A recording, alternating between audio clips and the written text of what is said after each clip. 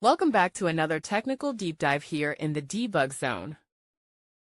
Today we're tackling a big question and breaking it down with insights from other users. Hopefully this clears up some misconceptions and helps you get the answer you need. So buckle up, stay a little curious, and let's jump right in.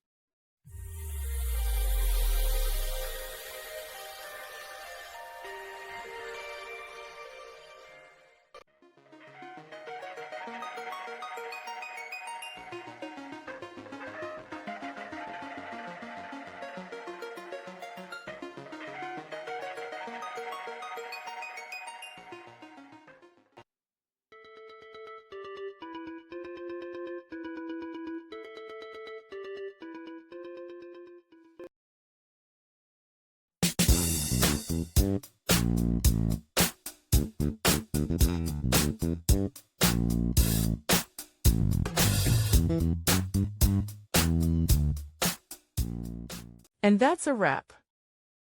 I hope you found the answer you were looking for. If you did, take a second to hit that subscribe button. It really helps out. And let me know in the comments which solution worked best for you. See you next time in the debug zone.